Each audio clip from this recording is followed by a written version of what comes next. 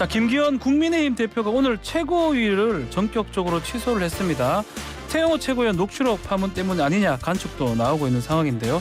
지금 여당 상황 복잡합니다. 또 여당에 대해서 또 많은 말, 또 화가 또 많이 나 계신 것 같아요. 유승민 전 의원 스튜디오에 모셨습니다. 안녕하십니까? 네, 반갑습니다. 네. 유승민입니다. 제가 화가 좀 나 계시다 이렇게 표현을 했는데 그럼 되는 겁니까? 화가 난 건 아니고요. 네. 굉장히 심각하게 심각해 보신다. 보고 있습니다. 네. 저 뭐 이 당에 24년째인데 네. 정말 요즘 상황을 굉장히 걱정을 많이 하고 있죠. 예.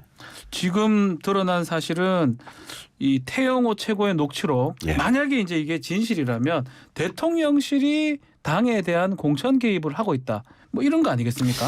지금 진실이 뭐냐 문제인데요. 그 이진복 수석이나 태영호 의원 둘 다 뭐 아니다 그러잖아요. 네. 이진복 수석은 한 말이 없다 그런 말 한 적 없다 그러고 예. 태영호 의원은 과장이다. 예, 자기가 뭐 결과적으로 거짓말한 거다 네. 이런 건데, 근데 그렇게 보기가 굉장히 힘든 게 이 사안 자체가 만약 사실이라면 이거는 엄청나게 심각한 불법 행위거든요. 네. 박근혜 전 대통령이 뭐 윤석열 검찰 시절에 예. 박근혜 전 대통령이 검찰이 4년을 구형하고 2년은 실형을 네. 징역형을 받은 그런 문제입니다. 이 불법 문제가. 공천 예. 개입이. 예. 그 제가 태영호 의원 말이나 이진복 수석 말을 저는 믿지 못하겠어요. 예. 저는 사실일 것 같아요. 그 예. 녹취록 내용이. 예. 이게 근본적이고 구조적인 당정관계의 문제인데 윤석열 대통령이 국민의힘을 완전 대통령 1인이 지배하는 사당으로 만드는데 네. 성공했잖아요. 예. 그 국민들은 누구나 지금 국민의힘의 우두머리는 윤석열 대통령이라고 생각하지 지금 누가 당 지도부라고 생각하겠습니까? 근데 그날이 그 전당대 끝나고 바로 다음 날이에요. 바로 다음 날 보통 보면 네. 대표나 최고위원들이 현충원에 참배를 하고 첫 회의를 하고 네. 굉장히 새로운 출발을 가지고 긴장되고 이럴. 근데 최고위원이 대통령실의 수석 비서관 수석 정무수석이라는 거는 대통령 비서거든요. 비서죠. 그런데 예. 최고위원이 비서한테 인사를 하러 대통령실에 찾아간다 자기 말로. 네. 그건 정상적인 상태가 아니죠. 그 왜 갔겠습니까? 지금 국민의힘 의원들한테 물어보십시오. 네. 국민의힘 의원들 아마 대다수가 다음 총선에 공천 누가 하냐. 윤석열 대통령이 한다. 그렇게 다들 마음속으로 생각하고 있을 겁니다. 그렇게 갔는데 그 예. 이야기가 나온 거예요. 예.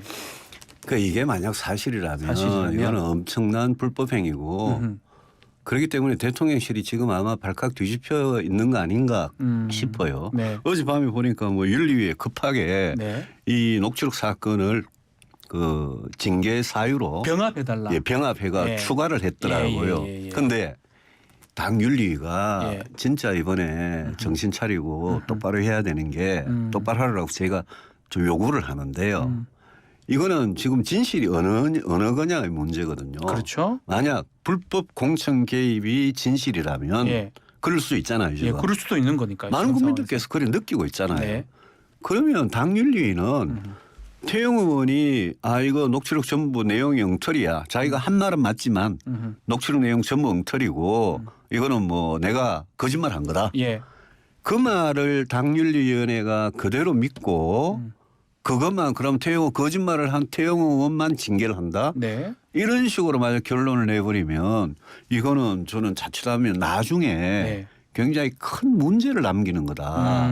그래서 윤리위가 네. 당 지도부도 마찬가지고 윤리위가 이 사건은 진실이 뭔지를 밝히는 게 굉장히 중요합니다. 진위를 확인을 해야 된다. 윤리위에서 확인을 해야 된다. 이렇게 그럼 보시는 모든 겁니까? 정황을 다 보고 당신이 왜 정무수석한테 갔냐 이런 걸 했냐 안 했냐 예. 그걸 다 처음부터 따져야 됩니다.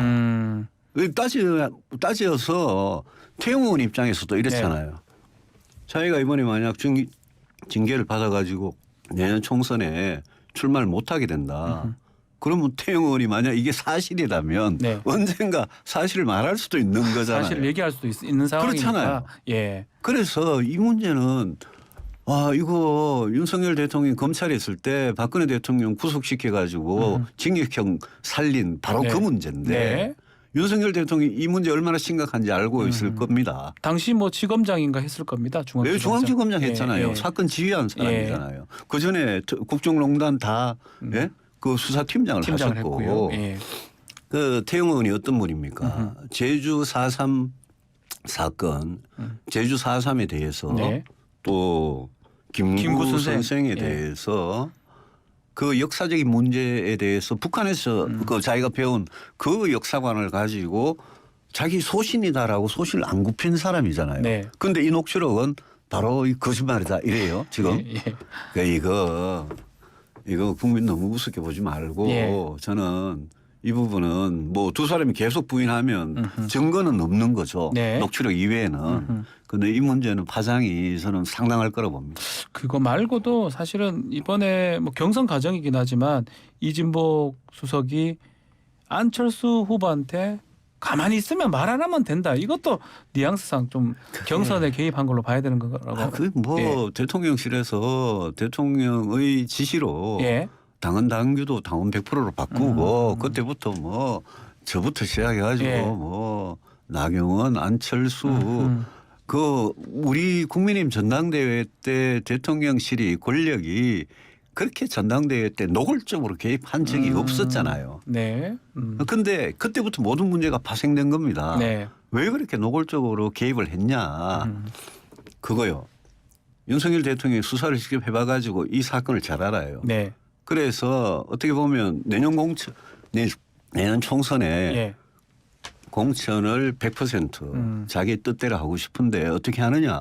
증거를 남기지 않고 말 안 해도 알아서 대통령의 뜻을 알아서 그대로 할 수 있는 관철할 수 공천이고 있는, 네. 대야 관계고 정책이고 알아서 기는 지도부를 딱 만들어 놓은 거예요.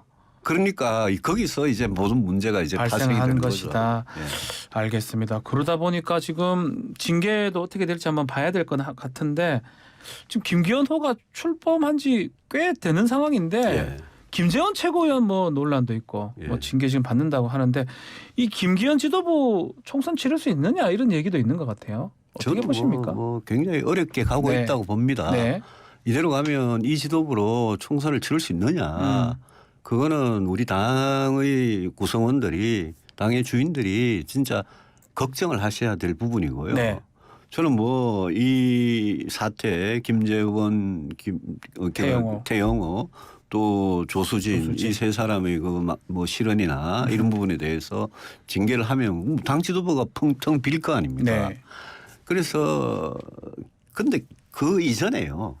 국민들께서 제가 아까 말씀드렸듯이 국민의힘 당 우두머리가 누구냐, 당 대표가 누구냐, 아하. 그 윤석열 대통령이다 이렇게 보고 당 지도부를 국민들께서 쳐다보질 않잖아요 지금. 그런 부분. 그건 뭐 그냥 뭐 당 지도부가 대통령 하수인이다 이렇게 인식이 돼 있기 때문에 이런 지도부로 총선을 치른다 쉽지 않다고 쉽지 봅니다. 않다. 그런데 윤석열 대통령께서는 자기 이름으로 대통령의 이름으로 총선을 치르겠다 그러셨잖아요. 네. 그런데 그것도 지금 대통령 지지도가 30이라는 숫자에서 오락가락하고 있는데 네. 그 지지도로 총선을 치른다?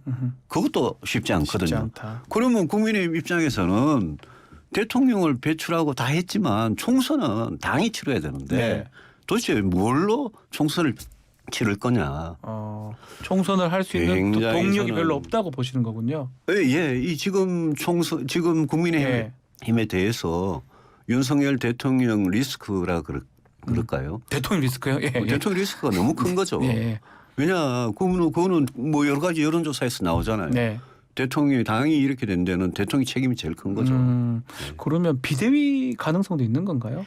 저는 뭐 출범 2달도 안 됐는데 저는 비대위 이야기는 저는 뭐 제 입으로 꺼내지는 않겠습니다. 그런데 이 지도부가 네. 이대로 가고 예. 대통령이 이대로 가면 총선은 그거는 해보나 마나다. 또 하나 논란되는 것 중에 하나가 정광훈 목사 얘기가 계속 나오고 있거든요. 전화를 뭐 대통령실하고 했다 뭐 이런 얘기까지 하고 있는데. 근데요, 우리 예. 대통령실이 어지간한 언론이나 기자들이나 또 뭐 무슨 이런 데에 대해서는 막 고발도 하고 잘하잖아요. 예.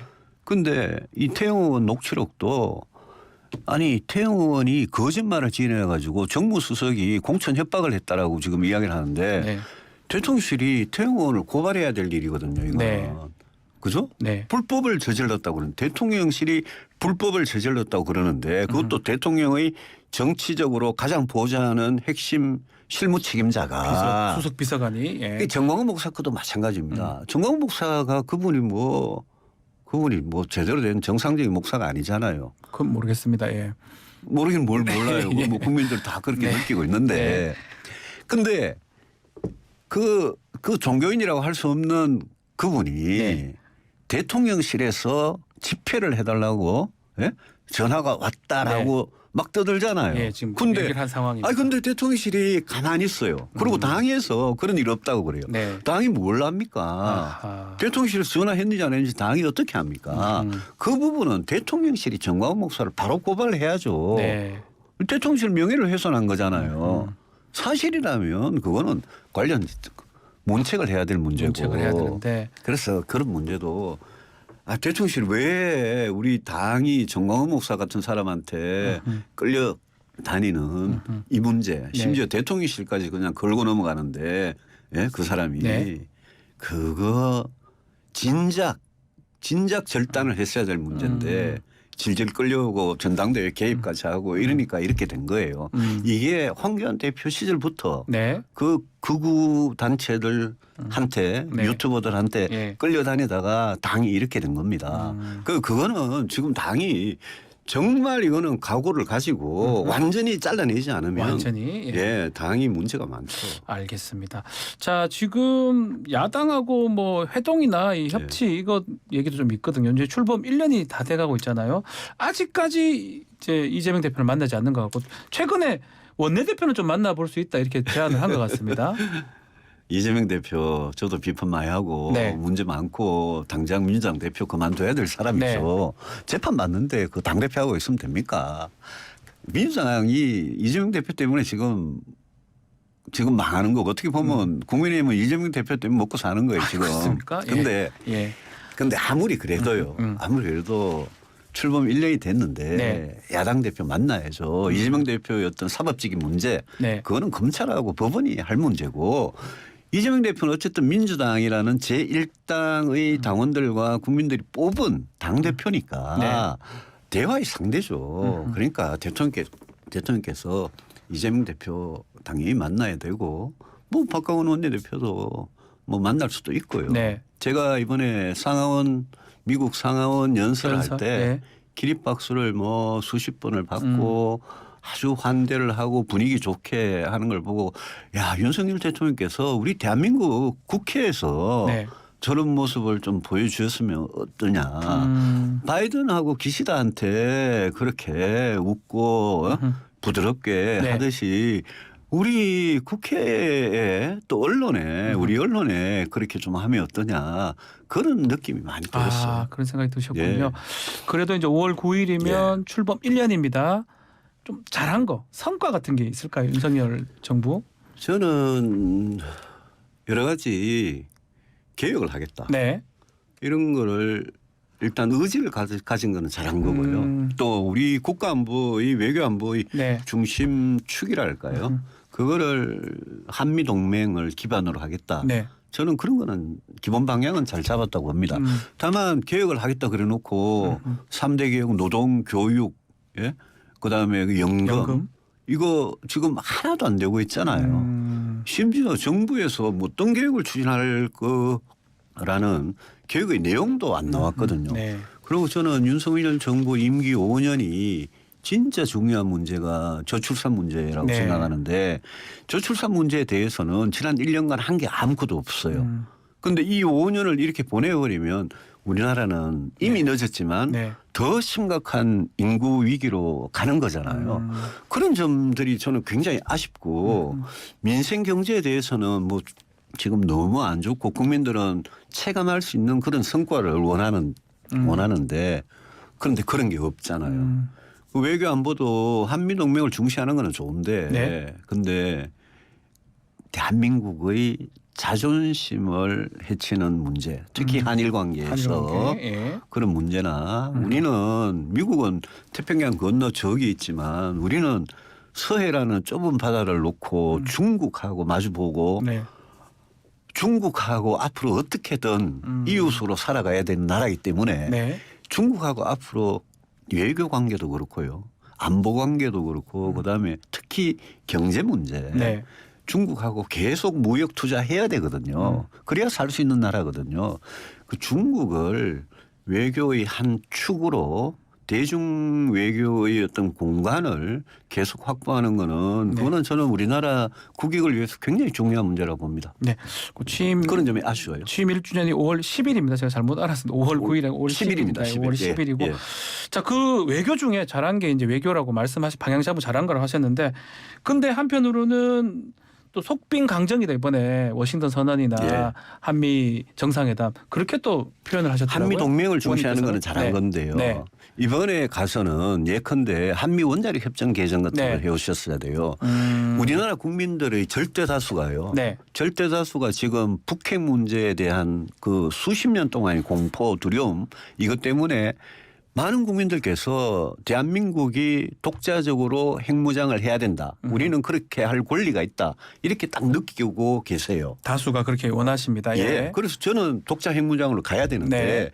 당장 독자 핵무장으로 가는데 가장 걸림돌이 한미 원자력 협정입니다. 네. 그래서 그거를 일본은 원자력 협정을 뭐 플루토늄의 제철이나 우라늄의 농축이나 이런 거 할 수 있도록 다 하고 있습니다. 아. 우리는 일본보다도 못한 거예요. 동맹이라고 똑같은 동맹이 아니에요 지금. 네. 그래서 그런 걸 받아오셨어야 됩니다. 왜냐하면 그 길로 가야 되기 때문에 네. 독자 핵무장의 길로. 예. 그런데 그게 시간이 걸리기 때문에 제가 정치권에서 제일 먼저 2017년에 대선 때 나토식 핵공유라는 예. 걸 주장을 했습니다. 맞습니다. 예. 나토식 핵공유를 하면 전술핵 무기가 따라옵니다. 그건 당연히 와야죠. 네. 그런데 많은 분들이 뭐 지식인들이나 많은 방송 패널이나 많은 분들이 오해하고 계시는 게 NPT라고 핵 확산 금지 조약. 네.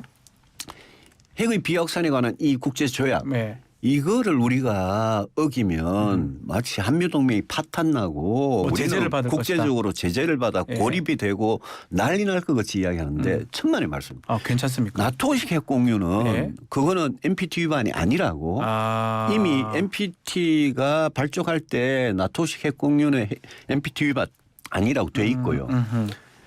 그다음에 그 핵 확산 금지 조약 그 10조 1항에 예. 북한과 같이 우리가 전 세계에서 바로 북한의 핵무기의 위협을 바로 우리 머리 위에 살고 있는 나라가 대한민국 말고 지금 어디 있습니까? 예. 이런 나라는 자위권 정당방위 차원에서 이거는 너무나 심각한 위협이기 때문에 우리는 우리가 핵 개발한다 그러면서 우리가 NPT 탈퇴를 할 수 있는 자격이 있습니다. 아, 자위권 차원에서 가능하다는 거죠? 당연히 예. 가능합니다. 그거는 가능하기 때문에 그건 생각해 보십시오. 미국이나 영국이나 프랑스나 핵을 가진 나라들이 우리가 북한 핵이 없으면 NPT 지켜야죠. 네. 북한 핵이 있기 때문에 우리는 NPT를 도저히 지킬 상황이 아니다. 네. 우리는 스스로 핵무장하겠다. 그러면 그 사람들이 무슨 논리로 반대를 할 겁니까? 그래서 이 NPT에 대해서 여러 가지 오해들이 있는데 저는 우리 국민들께서 오히려 훨씬 더 본능적이고 직감적으로 이걸 잘 알고 계시고 네. 오히려 우리 국민들께서 독자 핵무장 해야 된다라고 지금 뭐 제가 여론조사 보면요. 예, 많습니다. 76.6%가 높습니다. 예. 독자 핵무장에 네. 찬성하고 계세요. 네. 갤럽 여론조사 지난 연말에 거 보면요. 예. 예. 저는 그게 굉장히 큰 외교 안보의 무기입니다. 대한민국 국민이 이렇게 권하고 있다. 그걸 국제사회에 대한민국 대통령이 떳떳하게 이야기하고 그런 차원에서 한미 정상회담에서 왜 그 길로 안 갔냐. 글로 안 간 게 조금 아쉽다 이 그 말씀이네요. 길로 안 가고 왜 기존에 하던 해구산 확장 억제를 그냥 그걸 종이에다가 적어서 그동안도 말과 종이로 많이 해왔습니다. 네. 그 점이 굉장히 제가 아쉬워요. 아쉽다. 예, 알겠습니다. 준비된 시간이 조금 다 돼서 그래요? 질문을 벌써? 좀 드리겠습니다. 네. 혹시 내년 출마는 하십니까? 저는 총선 출마에 대해서 전혀 욕심 없습니다. 아, 지금 단계에서요? 제가 예. 제가 지금 국회의원을 한번 뭐 4년도 하는 게 저한테 무슨 의미가 있겠습니까? 네. 저는 지난 24년 정치에 오면서 요즘은 정말 자유로운 영혼으로 네. 이 나라가 올바른 길로 가기 위해서는 제가 뭐든지 하고 어떤 말이라도 하겠다라는 제가 단단한 각오를 하고 있기 출마하고 때문에 상관없이 쓴소리를 계속 하겠다 이 말씀이신가요? 저는 뭐 출마 뭐 윤석열 대통령 공천 다 하실 건데 네. 저 공천 주겠습니까? 저는 다만 네. 우리 정치가 또 제가 몸담고 있는 이 보수 정치가 이대로 가면 이게 도대체 이게 무슨 정치냐. 그래서 그런 점에서 굉장히 문제의식을 가지고 활동을 하고 있기 때문에 뭐 무슨 총선에 출마하고 뭐 이런 거 전혀 관심 없습니다. 대선은 벌써 준비. 대선 저는 도전해오던 사람이고 그 뜻을 아직 버리지 않았죠. 당연히. 알겠습니다. 바로 대선 준비로 하겠다. 이런 말씀으로 이해를 해보겠습니다. 자, 유승민 전 의원과 함께했습니다. 감사합니다. 고맙습니다. 또 모시겠습니다. 예.